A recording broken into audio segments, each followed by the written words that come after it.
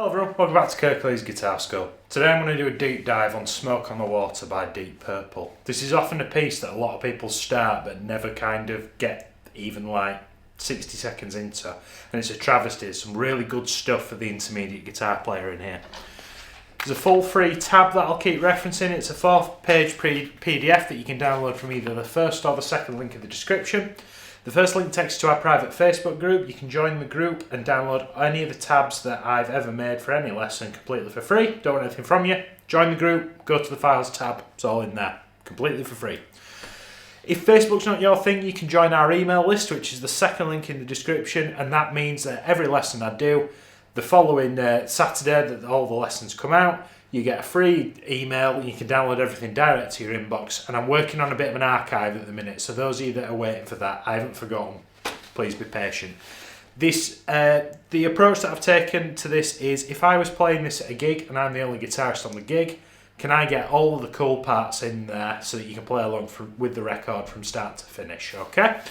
I'm going to do a full dive on tone later on in this video because I've got some thoughts that are going to make you sound a lot better, and a couple of caveats around Ritchie Blackmore's playing because it's a little bit all over the place, as I'm sure you can imagine.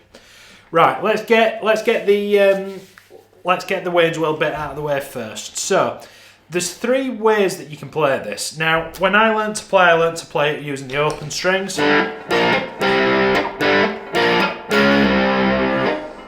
Phil X tells you to play it up here,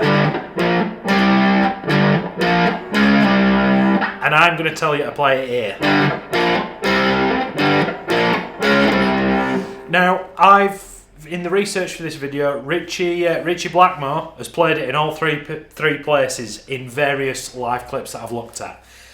This would be my preference because it's the closest together and there's the least that can go wrong in a gig scenario. If you want to do the open Gs instead of the 5th frets, completely on you, you do you.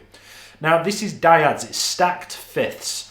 Now rather than it being like power chords like this, they're stacked on top of each other where the root is the highest note in pitch, which is really interesting. Ritchie Blackmore's also known to hybrid pick this. I'm going to use a plectrum. Either's fine. It's very kind of go at your pace and do it the way that you want to do in this lesson, because Ritchie Blackmore does it so many different ways, it doesn't really matter. Okay, so what I'm going to do is I'm doing these little bars to get the melody. So what I'm going to do is I'm going to stack the 5th fret of the A string and the D string on top of each other with the ring finger, and with my plectrum I'm just going to catch the A and the D strings.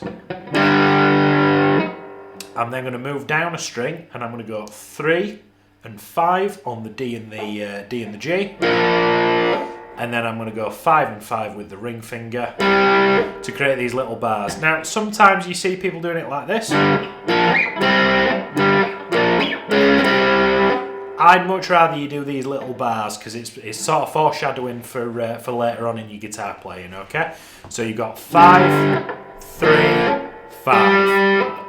Now can you see these little rests? That means that you got to stop the guitar from ringing. If you went,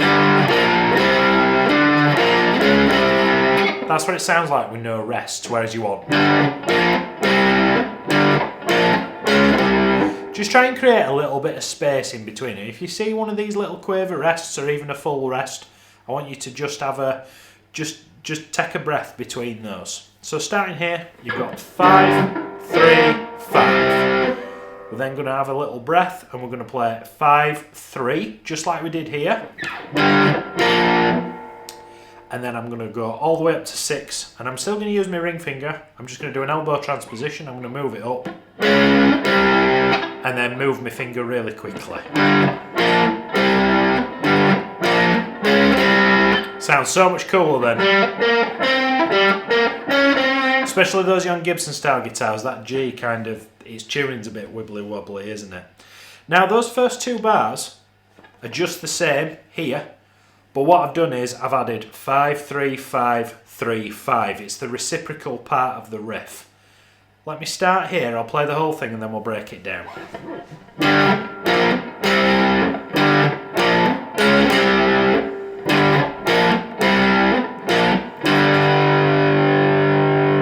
You want a kind of, I'll go into this later on, but you want a little bit of a darker tone, which makes this sound a little bit better. If you've got too much treble in your signal, it's going to sound really raspy and rubbish. So, stacking on top of each other, all of the 3rd frets I'm using my index finger, all of the 5th frets I'm using my ring finger, and all of the 6th frets, albeit one of them, this dude here, I'm taking my ring finger and I'm moving it up. Excuse me. So, I'm going 5, 3, 5, 5, 3, 6, 5. 3rd bar, 5, 3, 5, 3, 5. Now, can you see these little ties, these little lines that stick on here? Those, I call them washing lines. Those are called ties, and what that means is this 5th fret you want to hold all the way until it starts all over again. Okay, it's the only note that's really kind of heavily sustained among the whole thing. Now, you see these funny looking brackets? These are called repeat markers. So what that means is this 4-bar phrase is going to be repeated 6 times before we go on to the verse, which we'll break down in a second. Now, the guitar starts the piece, and then you'll hear a little bit of hi-hat comes in, maybe 2 or 3 times around the riff. The bass comes in, the organ comes in later on, and you're starting the piece with Ritchie Blackmore if you're playing along with the record. And every couple of times you go around it, something else gets added all the way up to the, you know, because you got the, the hi-hat part and the bass comes in, and eventually, by the time the verse rolls in, they've created this massive sound all built on. It's really cool, and I feel like it's a bit of a meme, this tune. I feel like a lot of people kind of dismiss it as early game guitar stuff, when actually, if you learnt the rest of the piece, there's loads in it that you can get, which we're going to get into. So, we've done this 6 times. This is the first the first line of the PDF. We're then going to move on to the verse. Now, the verse, we're in the key of G minor, by the way, for those of you that care. We'll talk about that when we get to the solo, because I've transcribed that. Now, what I want to do before I break the whole solo down, I just want to get the technique correct. So, we're essentially going to play lots of G5 power chords and 1 F5 power chord. But we're going to pick each of the notes of the power chord, and can you see how the first 2 are connected by that little line at the bottom? That's called a quaver. So these 2 dudes are quite close together, and then this one has just got a line underneath. That means it's a crotchet. So these 2 last for half a beat apiece, and this one lasts for 1 beat apiece. 1 beat apiece, that was good English. But can you see this little arrow on the top? It's called an accent. Now, an accented note means that you want to pluck it with your plectrum just that little bit harder. And this should all be palm muted, by the way. So my palm's going on the edge of the bridge here. And I'm going down, down, up. Now, when I do the upstroke on that 5th fret, I'm picking it quite hard. I'm over-exaggerating for the camera, but I'm going down, down, up. Now, what I don't want is, I don't want this. Can you hear the notes are bleeding into each other? That's not how Blackmore's playing it, he's going. Practice that for a second before we go on to the remainder of the verse. You'll be really glad that you did. Dun, dun, dun. 1 and 2, 3 and 4. If you're okay with that, let's have a look at an entire verse. Now, can you see how this is the same as this, as this, as this, as this? And at the end of the 3rd bar, we move to the 1st fret. It's still a power chord shape, but we're going to go 1, 3, 3. And then we go back over here. Now, you'll hear this in the song as the OK Martin Mantra. Da da da da da da da. There's a bit of there's a couple of different rhythms going on there, but you can tell when it's going to change. Now, personally, when I've taught this to people face to face in the past, I count 1, 2, 3, 4, 5, 6, 7, 8. So there's eight total phrases, and it's the 6th one that changes. However you need to get there, but I just need you to remember that this dude's different over here. Watch me play it, but it's all palm muted still. I'll make sure this is changed for the PDF, by the way. It's just something I've missed on my part. All palm muted. 1, 2, 3, 4, 5. Move it down. 6, 7, 8. That's just how I've remembered it. That might have sounded like gobbledygook to you, but if I can assign a number or a strict pattern to something, I've more of a chance of remembering it, okay? And see how the accent features on the end of each of those little riffs on the octave of the power chord. Really powerful. So that's your verse, and every verse is like this in the song. And once you get to the end of that, you see the little repeat markers either side. You're going to do that 4 times. Once you've done that, you're going to go into the chorus. Now the chorus I've just sort of broken off into 2 sections because it's very similar, but it's also not. You know how I've said that this here is very staccato, very kind of separated.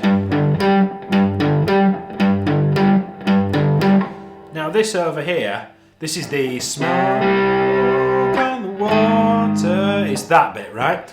But what I'm going to do, you're picking a C5 chord there. That's C, G, C. Starting on the A string, 3, 5, 5. Index, ring, pinky. Fingers.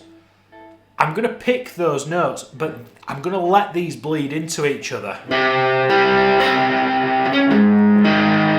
And you go to that A flat over there, because we're in G minor, aren't we?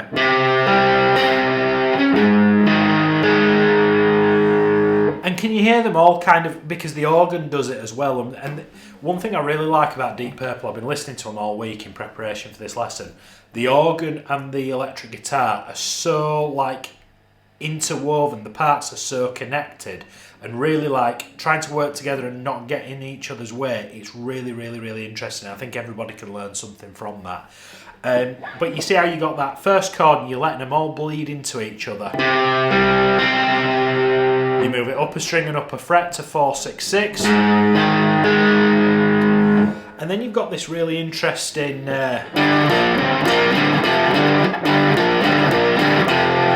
Now, I was in 2 minds as to which way. We're going to talk about sort of different arrangements and one thing or another in a second after we've done the solo. But I always played... Now, I couldn't actually see what Blackmore was doing, but I watched some clips of Steve Morse doing it, who sat in for Deep Purple for a lot of years, and now most recently Simon McBride, and they both play it like this way. So if it's good enough for them, it's good enough for me. And it's harping back to the... But it's just a little bit more involved. So we're going to start with stacking those 5s on the A and the D string. We're then going to go to the 3rd fret of the D and the G, and you're going to rock between those 2 times. Da da da da. And I'm doing all downstrokes, by the way. And then I'm going to finish that off with 5, 3, 5 stacked on the A and the D strings. Practice that first bar first. Now,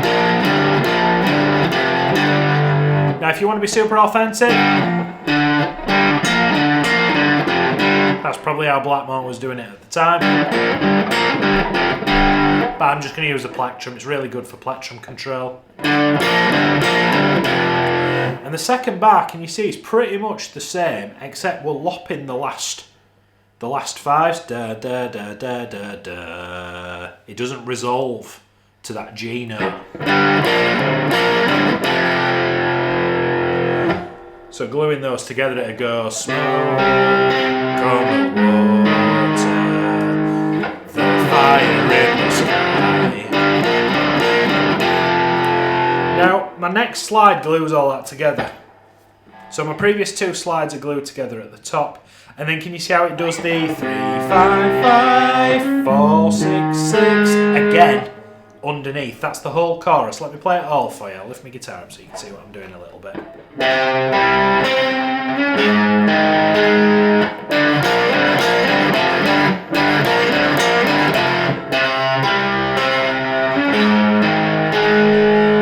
And from that point you'll go back to the main riff. Now, just before we get into that slide, let's just have a look at structure wise, and this is why this is really going to help you.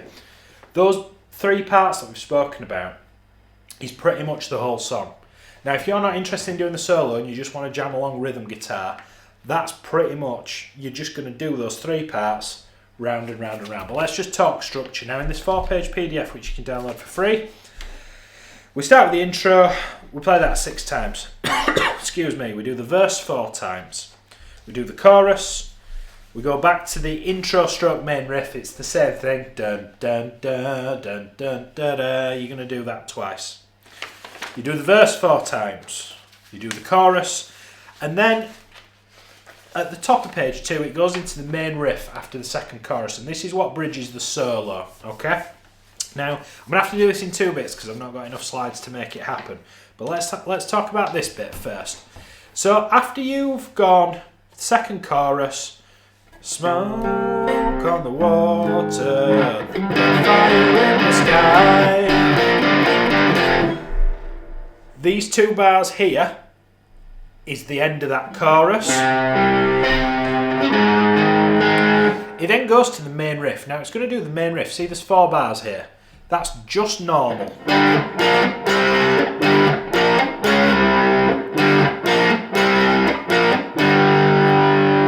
I've just played that note. We're then going to do the bottom line, and you're going to play the riff as normal. But can you see? I'm looking at the very last bar of this slide, which is on the bottom right. The last note of the phrase, you then got this 12-10. And that's the start of the solo, which I'm going to reference in a second. But if I play from the bottom left here, that 5-5 bottom left, I play the riff once, and what I'm going to do is I'm just going to cut it short to get that solo in time. So you'll go.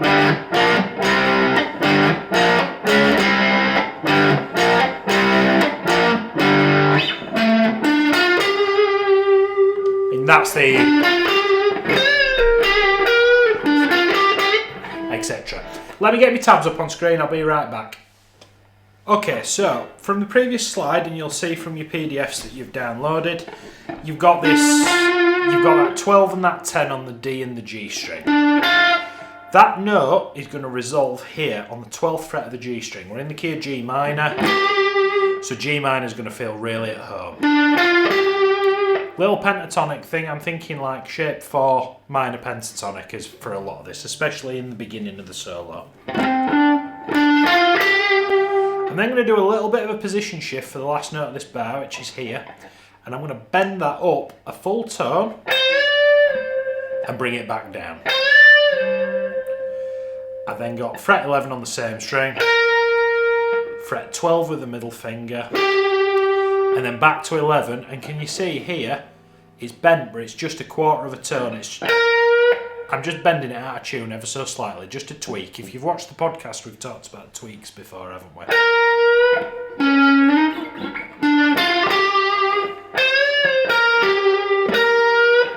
I'd put a pin in it there, pause it and get that under your fingers first.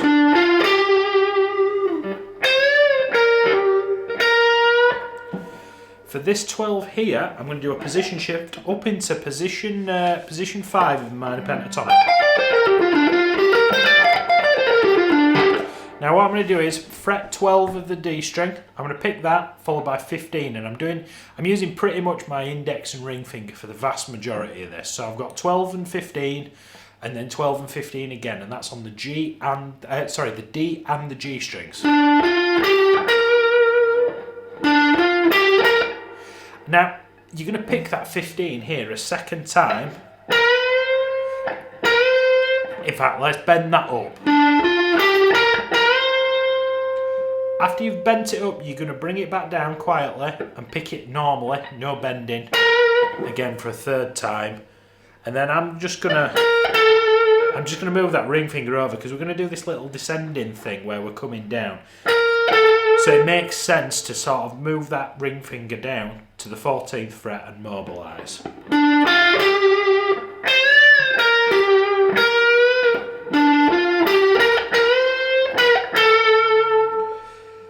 That's the whole first line of the solo, second page halfway along. So then we're going to move on to the next line, bearing in mind where we've just come from. So we've just done 15 and 14 on that G. I'm then with my index finger going to play fret 12 followed by 14. And then I'm going to do this little flurry of notes where I'm going to press the 12 down, I'm going to pick it and then hammer and pull again on that 12th and 14th fret.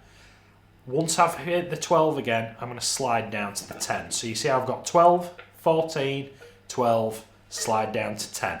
And I'm only picking that the once.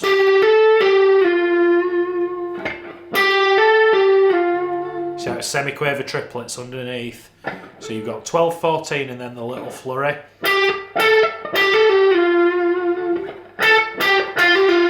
Sorry.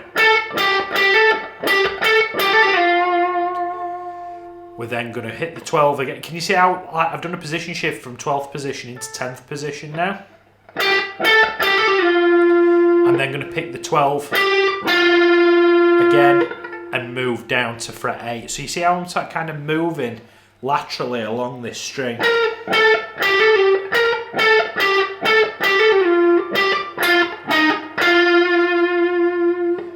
There's a couple of different ways that I could have approached this, but that made the most sense to me and got that sort of...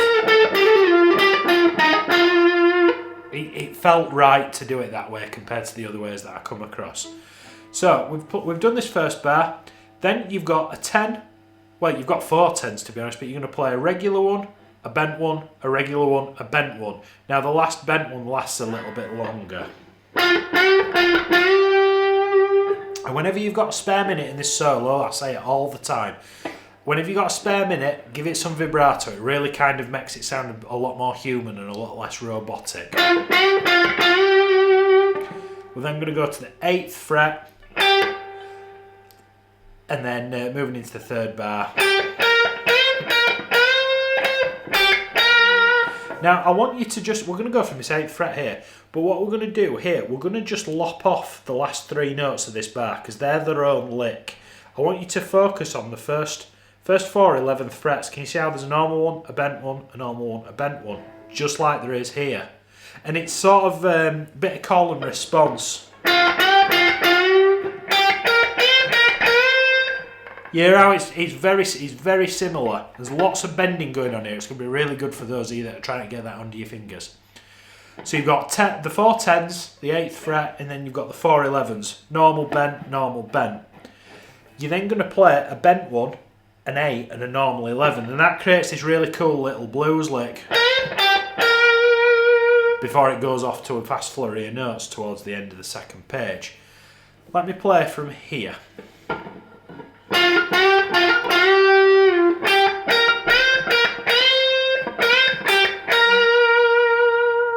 I'd take a biro or a marker and I'd put a fake bar line segregating those 3 last notes off because they're their own lick, and in my own practice that's how I'd do it.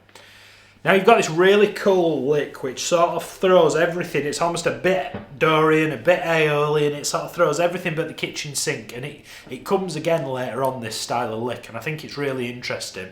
So we're still quite clearly in 4th position, but I'm kind of getting a little sort of Dorian flavour as well, which is really interesting.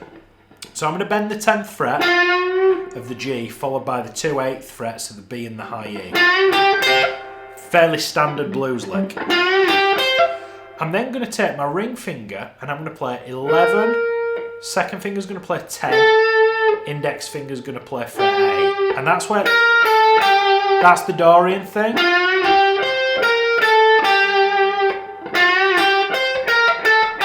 Reddit's probably going to get really cross with me, but that's how I'm feeling that.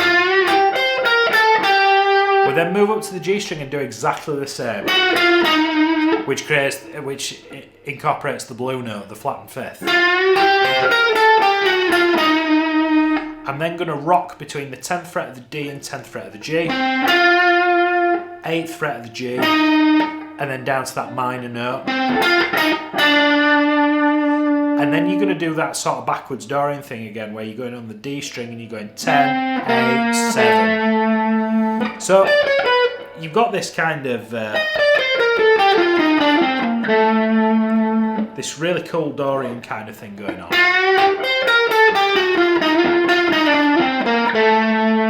Now you should be finishing with your index finger on that 7th fret at the end of this bar over here.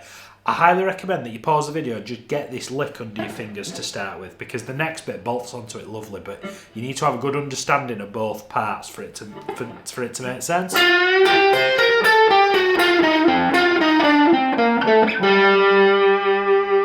Notice how my little finger sort of comes into play there. You can do it with your ring finger if you want, but to be honest, I would probably, especially in that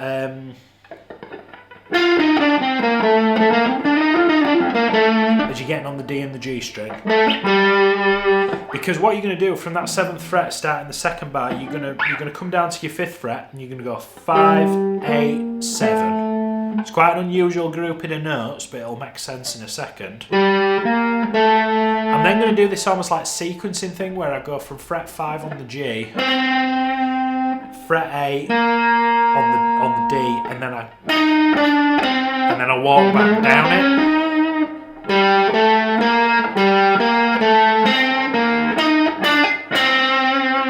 It's very, there's a lot of improvisation in this solo, and you can kind of see, you can hear him experimenting, looking for the chord tones. Both bars together.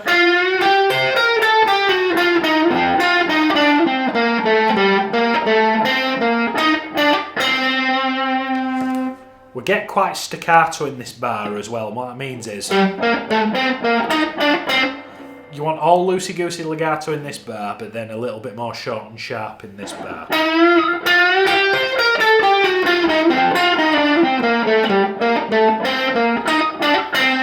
And that's going to go to the 3rd fret, and then you're going to pick it one more time and bend it. Now I'd bend that down as opposed to up, just as a stylistic thing. 5, 3, 2, 3, 2, 3, 2, oh. You're basically kind of zigzagging down the scale. Ring finger.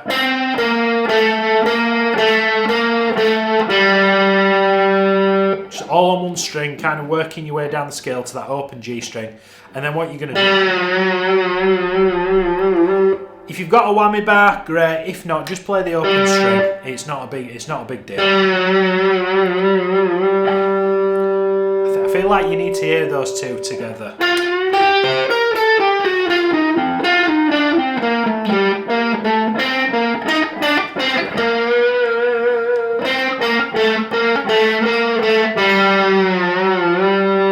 Pause the video and get that under your fingers. These 4 bars are the things that took the most time for me getting this solo under my fingers.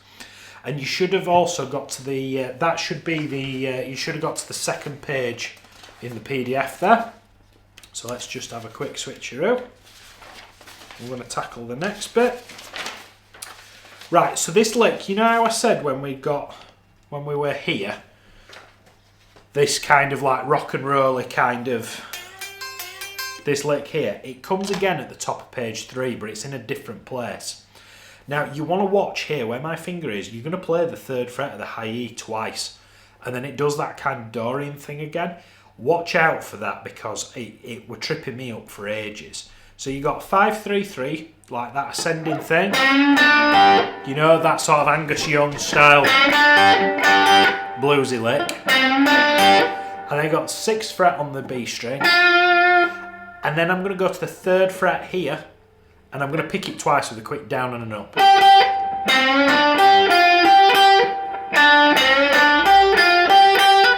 And then I'm going to come 6, 5, 3, 6, 5, 3 on the B and the G.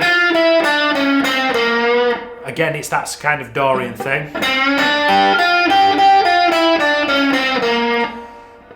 Hitting the root note there, 5th fret of the D string, it's a G note. Rock down to that C note on the G string. 3rd fret, and then I've got this 5th fret where I bend it 4 times. Make sure you don't bend it and hold it. Bend it and pluck it all 4 times, and you kind of, it's almost like a bit Stevie Ray Vaughan kind of S. Play the whole thing.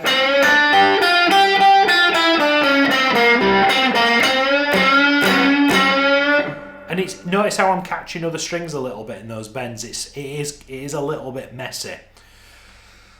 Pause the video and get that under your fingers, and I just want you to ignore that 3 and that 6, because that bolts onto the next lick. This is the top line of the 3rd page.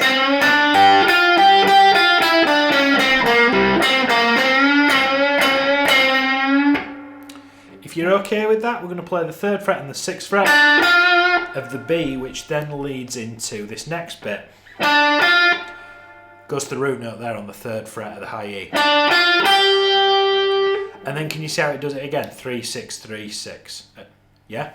I want you to put a little mark here and just practice those last 2 notes of that slide and the first, I want to say, first 4 notes of this slide, because it's a repeating lick. You then, with your ring finger, going to play fret 6 of the high E string.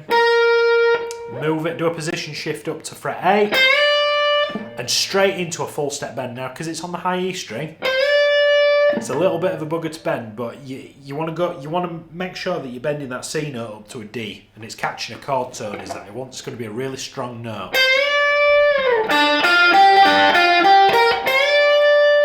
Moving into the 2nd bar, you bend it, bring it down. 6, 8. And see this funny little wobble over here, loads of vibrato. And be quite aggressive with it.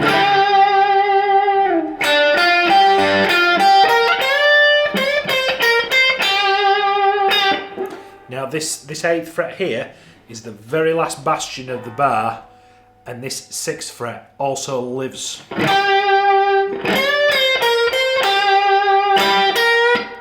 Now, I do bend that sometimes. Ritchie's not doing it on the record, but it kind of feels like it should be. Who am I to tell him what to do? But if I wasn't under the microscope, I'd be bending that note a little bit. Now, this lick's really interesting because it sort of goes to that sort. It uses that riff again, that sort of lead lick again, but it's just a little bit different, and I'll tell you why. So you got 10, 8, 8, just like you did at the very beginning of the solo with that little bit of a Dorian thing. You then go to the 11th fret, 8th fret, and then 8th fret of the high E. It's sort of like a backwardsy blues lick, and maybe it's just my muscle memory, but I really struggled with this. So the way I'm thinking about it is I've got these 3 notes, 10, 8, 8. I've then got these 3 notes, 11, 8, 8. 11, 8, 8. 11, 8, 10. And what that does is it creates this kind of like, it's instead of going,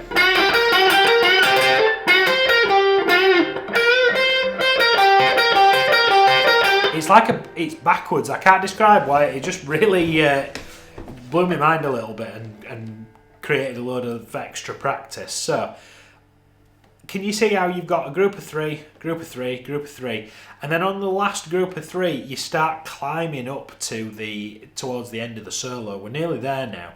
Let me play that whole first bar for you. So you've done the 6 from the previous bit.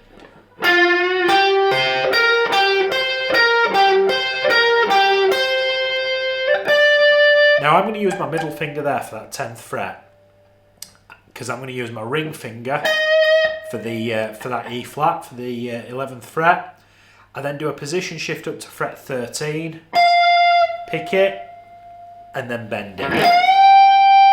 Now what I'm going to do is I'm going to save this 13th fret over here for the next lick. We're just going to sort of put a pin in it from here. So let's start from this 10 and we'll go all the way to here. Sorry.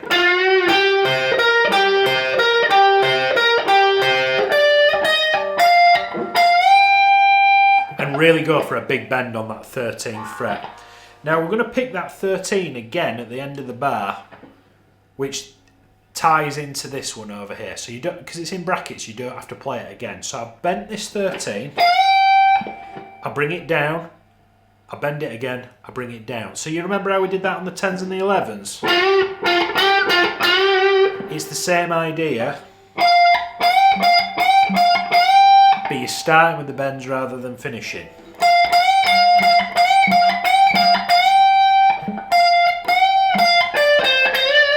There's a lot of bends in this, so I've bent it, without, bend, without.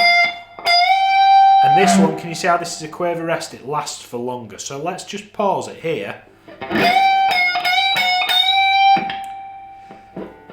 And then play it again. And then I'm going to start walking down the scale. And again, loads of vibrato on the end. Now, there's a bit of a pitfall here. I found myself in my practice, instead of going to the 10th fret, I keep accidentally going to the 11. So watch out for that, because I've spent quite a lot of time around that way and other things that I've been practicing, and it's just a bit of negative muscle memory feeding in. But don't worry about it too much. Now, this lick's really cool. It almost kind of sounds like it should be played on a slide. So I'm bending the 5th fret of the G with the ring finger, and then I tap my pinky and I catch the 6th fret of the B string. Now you'd be inclined to keep that bent, that 2nd, 5th fret. Please don't, because you bend it from sort of stationary, bend it up, bring it down, but then pull off to that 3rd fret. You're getting 3 notes for the price of 1. You see how it's all done with the fretting hand, not the picked hand. And then you're going to play the 5 again. Play the 3 on the G, but just bend it out of tune, just a little tweak. And then the 5th fret.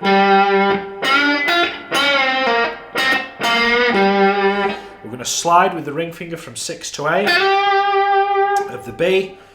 We're going to do a little rock down to the 8th fret of the high E, 6th fret of the high E, 8th fret again. This is 2nd position. And then you're going to do a big bend. And he picks it twice before he goes into that descending thing.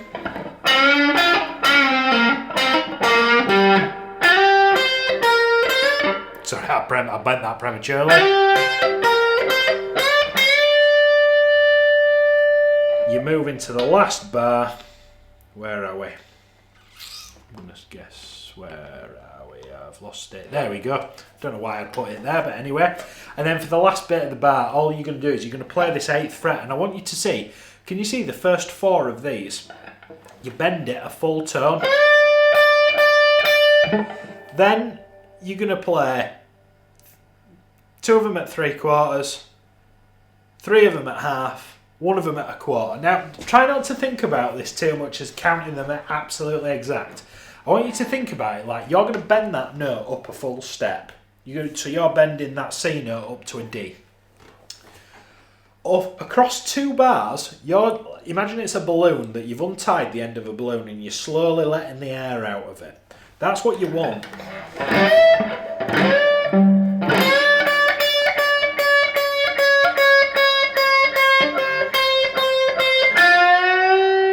That's it.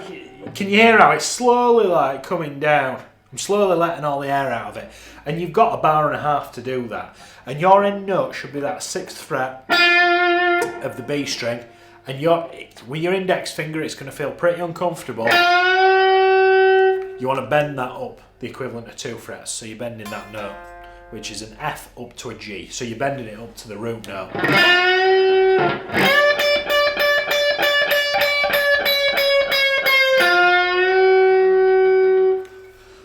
So, hopefully that all went in, and you should there have got to the end of the 3rd page of the PDF. So let's just tie this up. Going into the 4th and final page of the PDF, you go back to the main riff. You only do it the once. You then go into the last verse 4 times.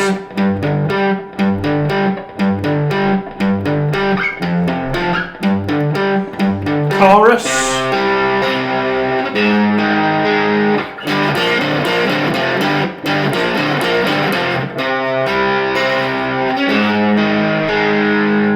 From that point, you go into the main riff, which is the end of this page.